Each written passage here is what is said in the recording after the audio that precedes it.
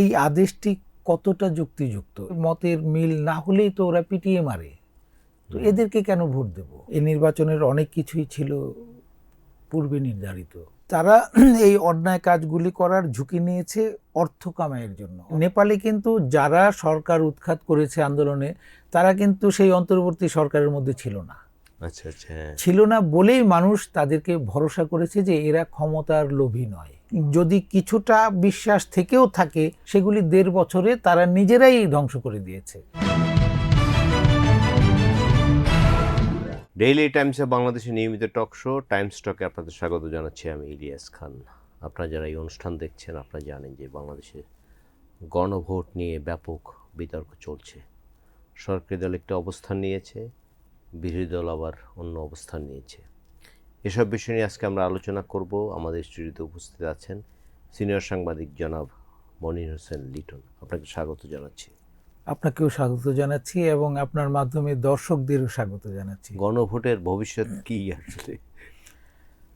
ধন্যবাদ আপনাকে গণভোটের প্রসঙ্গটি উত্থাপন করায়। গণভোট নিয়ে জাতীয় সংসদে বিশেষ মুলতবি প্রস্তাব এনেছেন বিরোধী দলের নেতা জামাতে ইসলামীর আমির শফিকুর রহমান সাহেব। সেই মুলতবি প্রস্তাবের উপর ২ ঘন্টা আলোচনাও হয়েছে। সংসদ সদস্যরা ২ ভাগে বিভক্ত, সরকারি দল বনাম বিরোধী দল। বিরোধী দল যেই অন্তর্বর্তী সরকারের সময় যে জুলাই সনদ সংস্কার বাস্তবায়ন, সংবিধান সংস্কার বাস্তবায়ন আদেশ জারি করেছিল, বিরোধী দল চাইছে যে সেই সংস্কার আদেশটি পরিপূর্ণভাবে সরকারি দল পালন করুক। সেই সংস্কার আদেশের একটি অংশ ছিল যে গণভোটের মাধ্যমে সংবিধান সংস্কার পরিষদ গঠন, এবং এই সংসদ সদস্যরা সেই পরিষদের সদস্য বলে বিবেচিত হবেন। কিন্তু এই যে আদেশটি দিয়েছিল অন্তর্বর্তী সরকার অধ্যাদেশ আকারে, এই আদেশটি কতটা যুক্তিযুক্ত এটি নিয়ে প্রশ্ন তুলেছে এখন সরকারি দল বিএনপি। যদিও আমরা দেখেছি যে যখন সংবিধান সংস্কারে, বিভিন্ন বিষয় সংস্কারে জাতীয় ঐকমত্য কমিশন গঠন করা হয়েছিল, সেখানে তারা সকল দল অংশ নিয়েছে। শুরুর দিকে কিন্তু আপনার মনে আছে যে বিএনপি নানান বিষয়ে তাদের আপত্তির কথা বলছিল। কিছুতে তো নোট অফ ডিসেন্ট দিয়েছেই, এমনকি পরবর্তীতে মেনে নিয়েছে, মুখে বলেছে। এরকম অনেকগুলি বিষয়েও তারা শুরু থেকে আপত্তি দিয়ে আসছিল।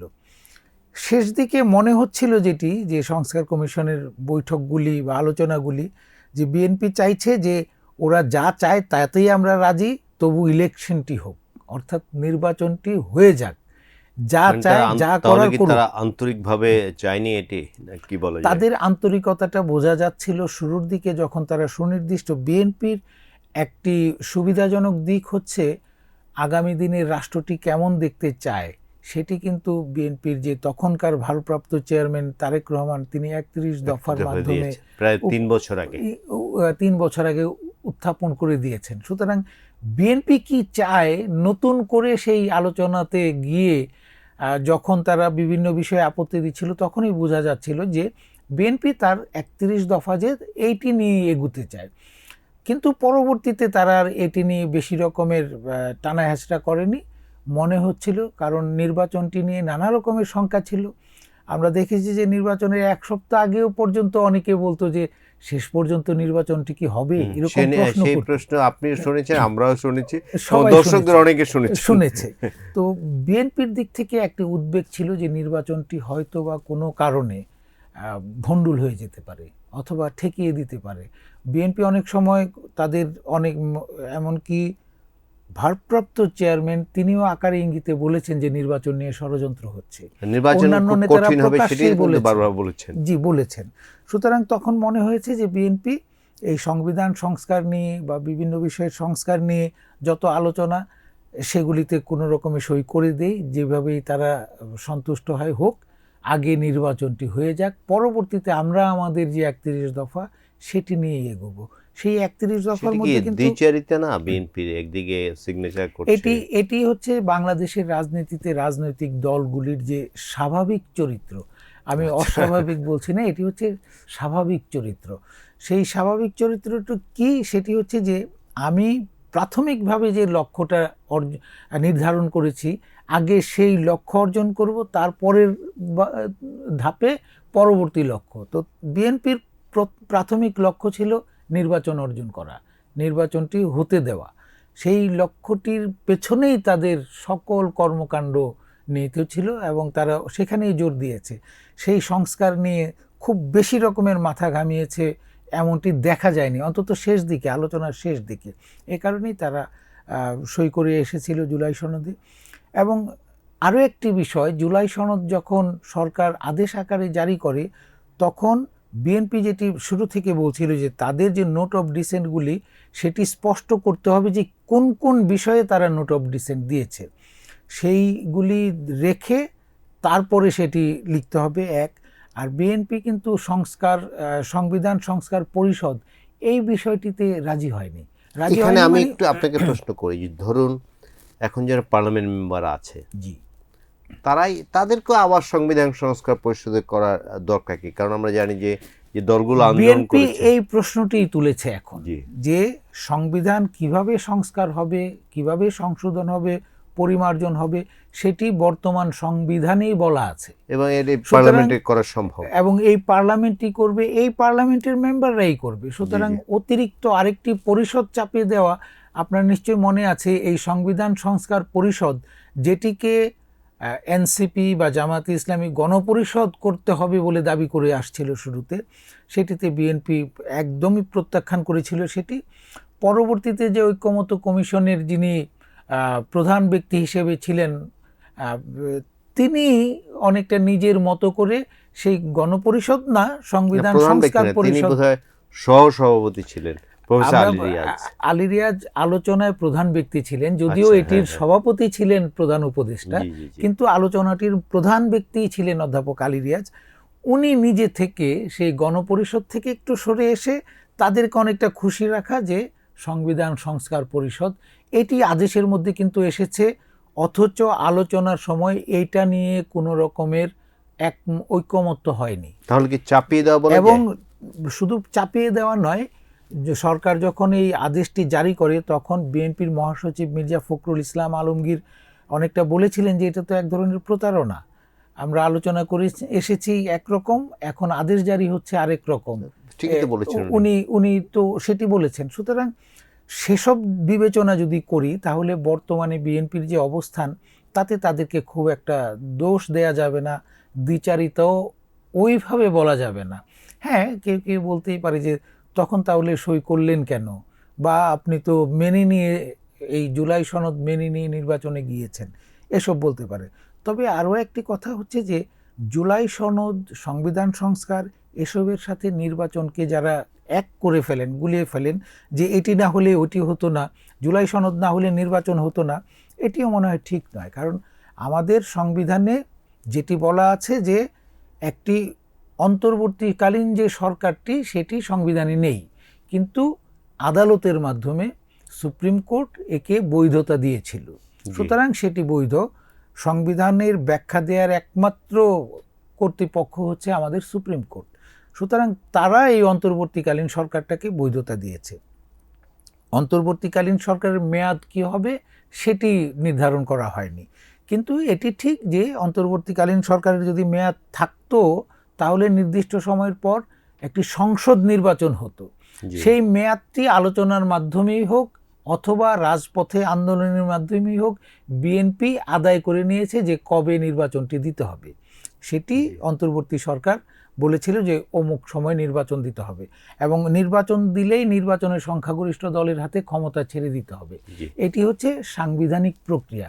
সুতরাং এর সাথে জুলাই সংস্কার অথবা সংবিধান সংস্কার, জুলাই সনদ, এর সম্পর্ক নেই, সেগুলি ভিন্ন জিনিস। সেটি অনেকটা 91 সালে যখন আন্দোলন হয়, তখন 3 জোটের রূপরেখা, 3টি জোট ছিল রাজনৈতিক দলগুলির, বাম দলগুলির একটি, আওয়ামী লীগের নেতৃত্বে একটি, এবং 90 সালে সেটি হয়েছিল। 91 নির্বাচনের সময় কথা ছিল যে নির্বাচনে যারা জয়ী হবে তারা এই 3 জোটের যে রূপরেখা তৈরি হয়েছিল, 3 পক্ষই একমত হয়েছিল, তারা সেটি বাস্তবায়ন করবে। এটি হচ্ছে রাজনৈতিক সমঝোতা, এটি আইনগত ভিত্তি ওই অর্থে বলা যাবে না যে এটি সংবিধানে এটি এবং রূপরেখার কিছুই বাস্তবায়িত হয়নি, মোটামুটি কিছুই না, শুধু কিছুই হয়নি, সংসদীয় গণতন্ত্রটা ফিরে এসেছিল, এইটুকু ছাড়া কিছুই হয়নি। এখনো যা চলছে এটিও আইনগতভাবে বিএনপিকে কেউ বাধ্য করতে পারবে না যে এইগুলি করতে হবে। কিন্তু এই জামাত এবং এনসিপি এরা তো অ্যাডামেন্ট কেন? এটি রাজনৈতিক লড়াই, তাদের রাজনৈতিক অবস্থান হচ্ছে এগুলি করতে হবে।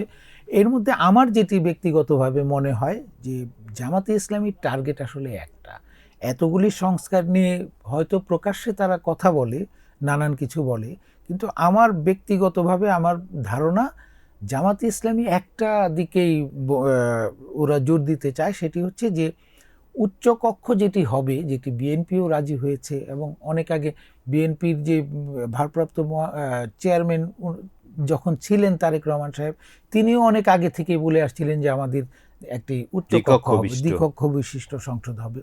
এখন দ্বিকক্ষটি কিভাবে গঠন হবে? জামাত চাইছে যে ভোটের প্রাপ্ত অনুপাতে যাতে সংসদের আসন অনুযায়ী, যদি প্রাপ্ত ভোটের হিসাবে হয় তাহলে জামাতের আসন অনেক বেড়ে যায়। সুতরাং আমার ব্যক্তিগত ধারণা জামাত সেটাতেই জোর দিতে চাইছে যে অন্তত এটুকু মেনে নিলে আর বেশি কিছু হবে না। এবং আমার বিশ্বাস গতকাল অর্থে মঙ্গলবার সোমবার প্রধানমন্ত্রীর সঙ্গে বিরোধী দলীয় নেতার ছোট্ট সংক্ষিপ্ত একটি বৈঠক হয়েছে 20 মিনিটের। আমার বিশ্বাস এই বৈঠকটিতে অনেক কিছুই ফয়সালা হয়েছে এবং জামাতে ইসলামী সংসদে আলোচনা করবে, বিতর্ক তুলবে, সংসদ গরম করবে, এটি সংসদীয় গণতন্ত্রে খুব স্বাভাবিক ঘটনা এবং সেটি হয়, আলোচনা হয়, যার যার অবস্থান তুলে ধরে। কিন্তু রাজপথে এটি নিয়ে কোনো কিছু করবে বলে আমার মনে হয় না এবং জামাত নিজেও জানে যে বিএনপি কতটুকু কি করবে এবং জামাত হয়তো বা নেপথ্যে বিএনপির সঙ্গে এক ধরনের সমঝোতাও হয়ে আছে যে এই সংস্কারের এইগুলি করে দেবে বিএনপি, বাকিগুলি আসলে আলোচনার জন্য রেখে দেবে, ভবিষ্যতে আলোচনা হবে, ভবিষ্যতে করব। এনসিপি নতুন কথা বলছে, এটি কেন বলছে বলে আপনার মনে হয়? এনসিপির একজন এমপি তিনি পার্লামেন্টে বলেছেন যে ৭২-এর সংবিধান জেনজিরা মানে না, বা এটি নতুন কথা নয়, এটি 5ই আগস্ট 2024-এর 5ই আগস্ট সরকার পতনের পর যারা ক্ষমতায় গিয়েছে তাদের দিক থেকেও এসেছে এবং এখনকার যে এনসিপির নেতারা, তখনও এনসিপি গঠন হয় নাই, তারা কিন্তু তখন থেকেই প্রকাশ্যে বলে আসছে এবং এমনকি জামাতে ইসলামীরও কোনো নেতা বলে আসছিলেন যে ৭২-এর সংবিধান হবে না। এই এনসিপির নেতারা তো ৭২-এর সংবিধান ছুঁড়ে ফেলে দিয়ে নতুন সংবিধান তৈরির কথা বলছিলেন, এবং এ কারণেই তারা কিন্তু গণপরিষদের দাবিটি তুলেছিলেন, এই জন্যই যে সংবিধান সংশোধন বা সংস্কার নয়, নতুন সংবিধান তৈরি করতে হবে। আপনার কি মনে হয়? আমাকে যদি ব্যক্তিগতভাবে বলেন তাহলে আমি ব্যক্তিগতভাবে মনে করি তারা মুক্তিযুদ্ধের পক্ষে নয়। মুক্তিযুদ্ধ শব্দগুলি প্রাধান্য পাক সংবিধানে, মুক্তিযুদ্ধের চেতনা প্রাধান্য পাক, সেগুলিকে তারা মেনে নিতে পারে না। আমাদের তো সবচেয়ে বড় অর্জন মুক্তিযুদ্ধ, তো মুক্তিযুদ্ধের সবচেয়ে বড় অর্জনটিকে তো তারা স্বীকার করছিল না শুরু থেকে। তারা তো বারবার বলে আসছিল যে সেই 47-এর পরে মুক্তিযুদ্ধ একটি পর্যায়, এর পরের বড় পর্যায়টি হচ্ছে সেই 5ই আগস্টের বা জুলাই গণ অভ্যুত্থান, সেটাকেই তারা স্বাধীনতা বলার চেষ্টা করেছে। তো সেসব দিক থেকে এটি তার নতুন কথা নয়। হান্নান মাসুদ যেটি বলেছে যে তারা ৭২-এর সংবিধান চায় না, ৭২-এর সংবিধান এখনো জামাত ইসলামীর অনেক নেতা আড়ালে আবডালে ছোটখাটো বক্তৃতা বিবৃতিতে বলে। আরেকটু যোগ করি আপনার সঙ্গে, তিনি যে বলেছেন জেনজি কি শুধু তারাই? জেনজি কি অন্য মতাদর্শের বা তারা যেভাবে ভাবে? আমাদের দেশের একটি অদ্ভুত ব্যাপার হচ্ছে, আমরা বলি যে জনগণ চায়, এই জনগণ চায়, এই জনগণটা কে ঠিক করে দিল যে আমি যেটি চাইলাম সেটি জনগণ চায়? আমি যদি তাদের কথাও ধরি যে জেনজি চায় কি চায় না, তারা জেনজির একমাত্র প্রতিনিধিত্বকারী, তাহলে তারা গত নির্বাচনে কত শতাংশ ভোট পেয়েছে? ধরে নিতে হবে যে জেনজির এত শতাংশ প্রতিনিধি তারা। বাকি এই প্রসঙ্গে আরেকটি প্রশ্ন করি আপনাকে আমি, এবং নিশ্চয়ই আপনি জানেন যে বালেন্দ্র শাহ তিনি নেপালের প্রধানমন্ত্রী হয়েছেন এবং সেখানেও একটা আন্দোলন হয়েছিল আমরা জানি, এবং আন্দোলন করার পর দীর্ঘদিন পর কোনো একটি দল একক সংখ্যাগরিষ্ঠতা পেয়েছে, যেখানে জেনজিরা ছিল মূল শক্তি, কিন্তু বাংলাদেশে আমরা দেখলাম তারা অনেক ক্রেডিট নিলেন, অনেক কিছু করলেন, এই আন্দোলনে মূল শক্তি দাবি করলেন, আরও অনেক কিছু বলেছেন। কিন্তু তাদের এই ভরাডুবি কেন, কি মনে হয় আপনার কাছে? দেখুন, বাংলাদেশে সরকার পতনের পর 2024-এর 5ই আগস্ট সরকার পতনের পর নির্বাচনটি হতে প্রায় 1.5 বছর সময় লেগেছে। এই 1.5 বছর কারা ক্ষমতায় ছিল? ক্ষমতায় ছিল সেই 5ই আগস্টের আন্দোলনে যারা নেতৃত্ব দিয়েছে বলে দাবি করে, আজকের যারা এনসিপির নেতা তারা দাবি করে যে তারাই আন্দোলনের নেতৃত্ব দিয়েছিল। তো সেই 5ই আগস্টের পরবর্তী থেকে নির্বাচন পর্যন্ত পরোক্ষ বা প্রত্যক্ষভাবে তারাই ক্ষমতায় ছিল।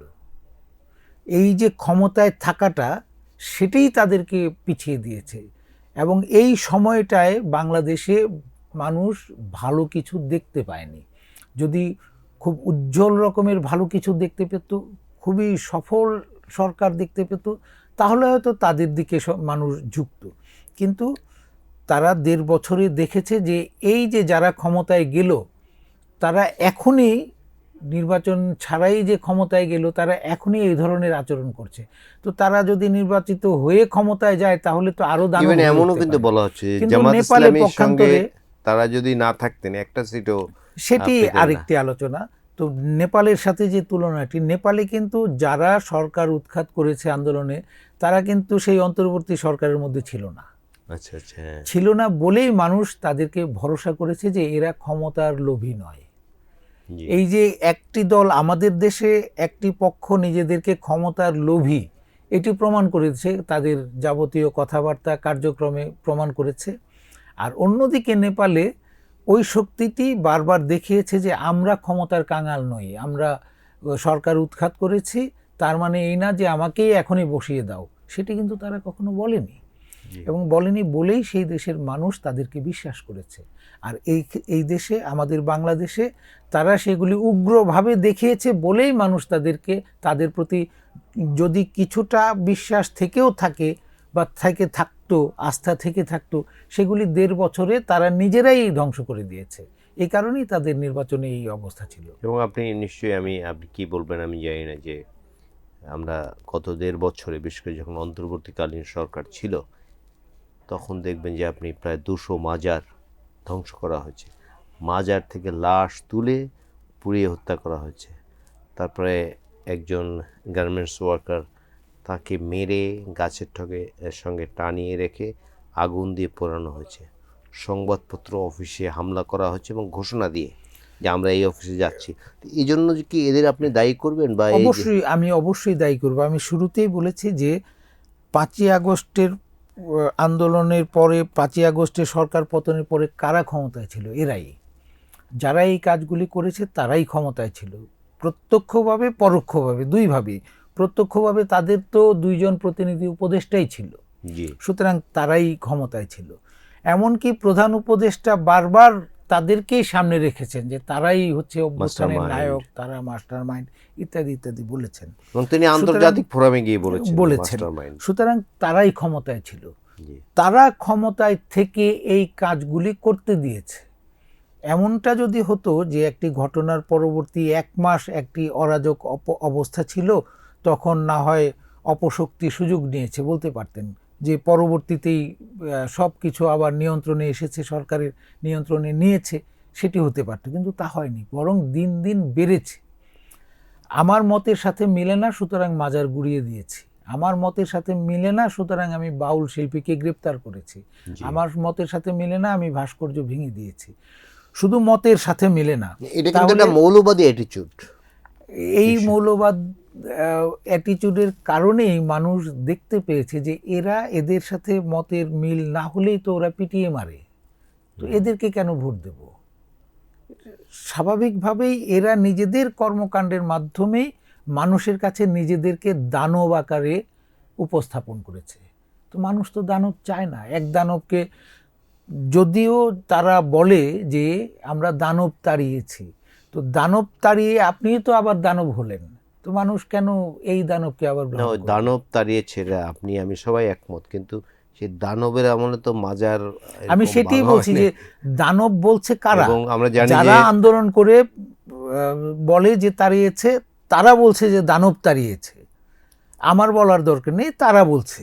জি। এখন যাকে আপনি, যে নাকি আপনার ভিন্ন মত সহ্য করতে পারতো না বলে আপনি অভিযোগ করেন, জি। তাকে আপনি তাড়িয়েছেন, আপনি নিজেও তো ভিন্ন মত সহ্য করছেন না, বরং আরো অসহিষ্ণু, আরো বেশি আরো উগ্র হয়ে উঠেছেন।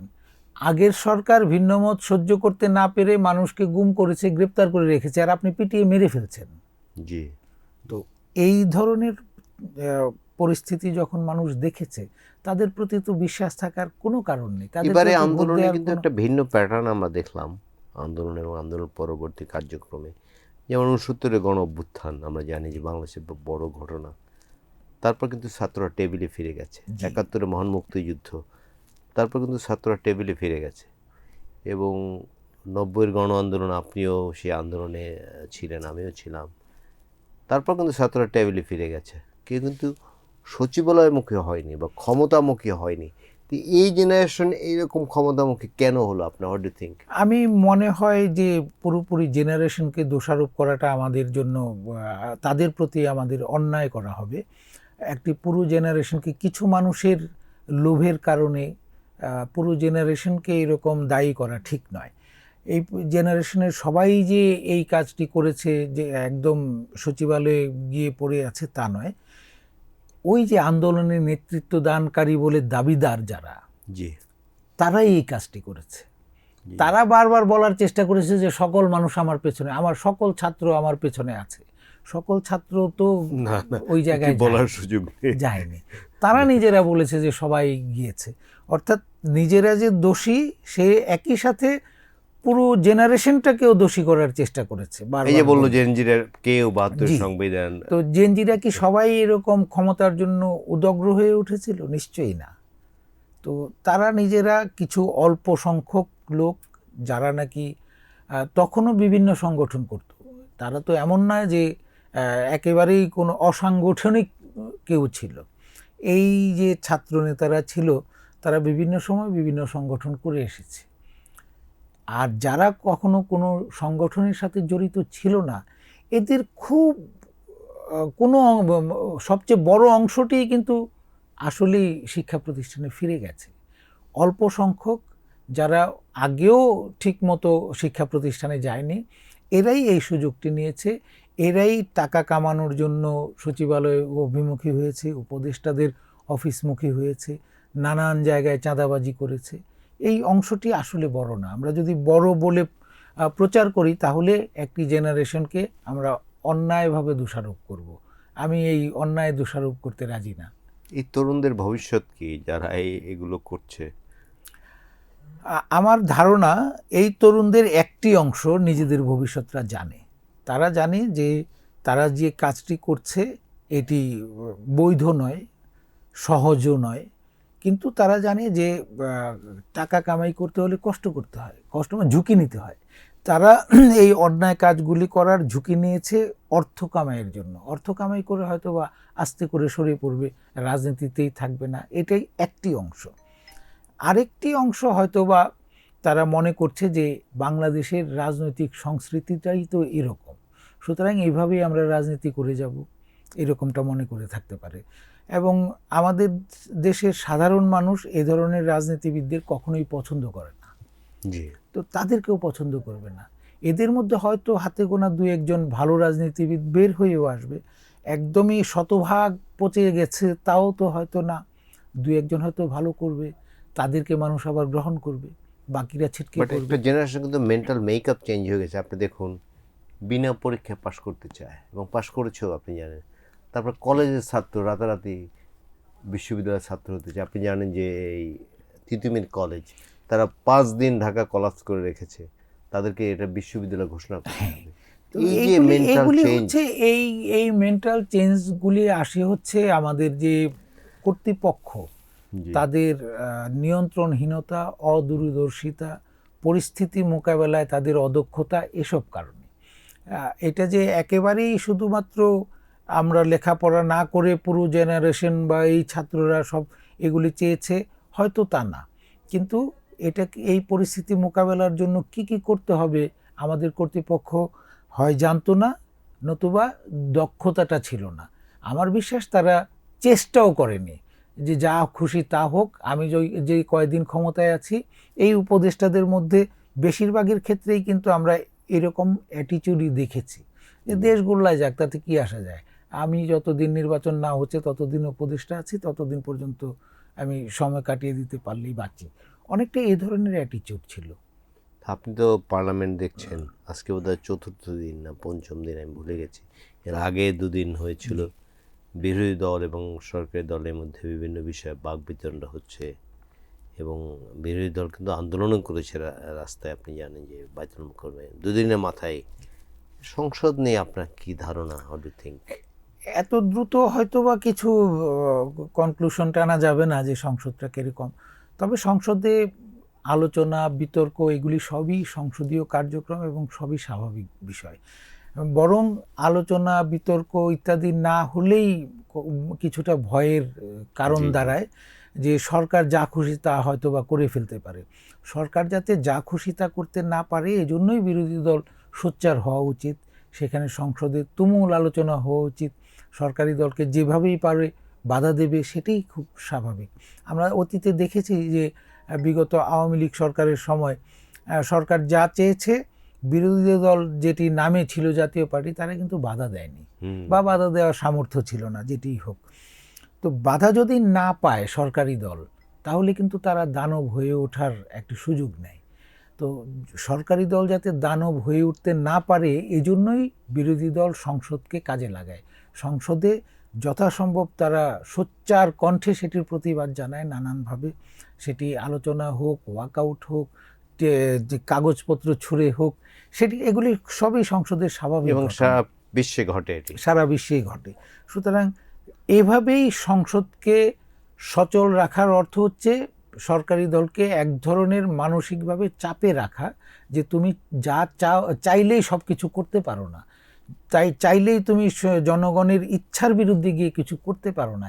এই চাপটি রাখার জন্য সংসদে এই কাজগুলি করতেই হবে বিরোধী দলকে। যদি এই বর্তমান বিরোধী দল সেটি করতে ব্যর্থ হয়, তাহলে মনে হবে যে এরাও অতীতের সেই গৃহপালিত বিরোধী দলের। এই প্রসঙ্গে একটু টানি, আপনি বললেন যে জাতীয় পার্টির কথা। আমরা জানি এদেরকে বলা হতো বিরোধী দল, তারা একসঙ্গে বিরোধী দলেও ছিল, সরকারেও ছিল। তা পলিটিক্যাল ল্যান্ডস্কেপ থেকে কি জাতীয় পার্টি হারিয়ে গেল? আসলেই হারিয়ে গেল। আসলে যে এখনই যে পুরোপুরি হারিয়ে গেছে হয়তো না, কিছু সমর্থক তো তাদের আছে, সমর্থনও আছে, কিন্তু আমাদের দেশের ক্ষমতায় যাওয়া, সংসদীয় রাজনীতিতে তারা অনেকটা হারিয়েই গেছে। এই হারানোটা শুরু হয়েছে কিন্তু এখন না, আরও আগেই, সেই আওয়ামী লীগ আমলে। আপনি হয়তো খেয়াল করেছেন, আপনার এলাকার খবর নিলেও দেখবেন যে আওয়ামী লীগ 2014 নির্বাচনের পর থেকে অনেক এলাকায় জাতীয় পার্টির লোকজন সরাসরি আওয়ামী লীগে যোগ দিচ্ছে, যে এই পার্টিতে থেকে আর কি হবে, এটা তো আওয়ামী লীগেরই আরেকটি লেজুর, অনেকটা এইরকম। তো আমি আর লেজুরে থাকবো কেন, মূল বডিতেই যাই, অনেকটা এইরকম। তো এভাবে নিজেদের কর্মকাণ্ডের কারণেই তারা নিজেদেরকে হারিয়ে ফেলছিল তখন থেকে। সেই হারানোটা চূড়ান্ত রূপ পেয়েছে গত নির্বাচনে। সুতরাং তারা সংসদীয় রাজনীতিতে প্রায় হারিয়ে গেছে, এবং বাকি যেটুকু রয়েছে সেটি উদ্ধার করতে পারবে কিনা, এটি আগামী দিনে তাদের কর্মকাণ্ডের উপরে প্রমাণ হবে।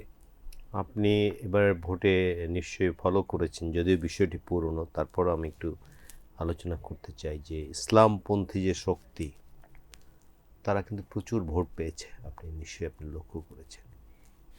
এটি কিসের লক্ষণ যে আমাদের দেশের মানুষ কি ইসলাম পন্থার দিকে একদম পুরোপুরি ঝুঁকে যাচ্ছে? কারণ আমাদের এখানে সংস্কৃতিটা কিন্তু আলাদা। আমরা যেমন পুজোয় যাই, ঈদ উৎসবও করি, একটা সাম্প্রদায়িক সম্প্রীতি সবসময় কিন্তু ছিল। এবং একই সঙ্গে আপনি লক্ষ্য করবেন যে একটা অসহিষ্ণু অবস্থা কিন্তু দেশে বিরাজ করছিল। তো আমি এখন এইটার জবাবে যেটি বলতে চাই, সেটি হয়তো আপনার কাছে বিতর্কিত মনে হতে পারে। আমি মনে করি যে সদ্য সমাপ্ত নির্বাচনটি যে হয়েছে, এই নির্বাচনের অনেক কিছুই ছিল পূর্বে নির্ধারিত।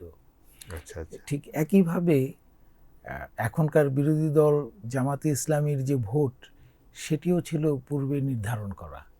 নতুবা প্রকৃত নির্বাচন হলে জামাতে ইসলামী ইসলামপন্থী হোক কিংবা না হোক, বিএনপি ইসলামপন্থী হোক কিংবা না হোক, স্বাধীনতার পক্ষে হোক কিংবা বিরোধী হোক, তাদের যে ভোটের প্যাটার্ন, তাতে তারা এই এত ভোট পাওয়ার কথা না। বিএনপি না জামাত? দুটি দলই, আচ্ছা আমার মতে দুটি দলই। যদি স্বাভাবিক নির্বাচন হতো, যে নির্বাচনটি হয়েছে, তাতে করে বিএনপির ভোট আরও বাড়ত, আচ্ছা। কিন্তু জামাতে ইসলামীর ভোট আরও কম হতো। জামাতে ইসলামী কিছু এলাকায় ভোট বাড়তো, তার ঠিকই আছে, অন্যান্য দেশের অন্যান্য এলাকায়ও সামান্য হয়তো বাড়তো, সেটি তাদের ভোট কিছুতেই 20-22% উপরে যাওয়ার কথা ছিল না। কিন্তু তা ওই আপনি যে বলতে যেটি চান বললাম যে নির্বাচনটি স্বাভাবিকভাবে হয়নি? না, আমার ব্যক্তিগত মত হচ্ছে স্বাভাবিক হয়নি, এবং এই না হওয়ার আরেকটি কারণ হচ্ছে জামাতে ইসলামী জোর দিয়েছিল যে ওই যে সংখ্যানুপাত, ওই সংখ্যানুপাতের জন্য তাদের ভোট বাড়াতে হবে, তার যেভাবেই হোক। আমরা প্রত্যাশা করি বাংলাদেশে স্বাভাবিক নির্বাচন হোক, কারণ সুষ্ঠু অবাধ নির্বাচনের জন্য আমরা দীর্ঘদিন লড়াই করেছি। আমাদের দেশটি স্বাধীন হয়েছে কিন্তু নির্বাচন প্রশ্নে। জি, বাংলাদেশের তৎকালীন পাকিস্তানের সংখ্যাগরিষ্ঠ মানুষ আওয়ামী লীগকে ভোট দিয়েছিল, কিন্তু সামরিক জান্তারা সেটি মেনে নেয়নি। আমরা আশা করতে চাই আমরা একটা স্বাভাবিক নির্বাচন যখনই হোক নির্বাচন আমরা সবসময় পাবো, এই আশাবাদ ব্যক্ত করে আমাদের আজকে আলোচনা শেষ করছি। আপনাকে এই স্টুডিওতে আসার জন্য আবারও ধন্যবাদ জানাচ্ছি।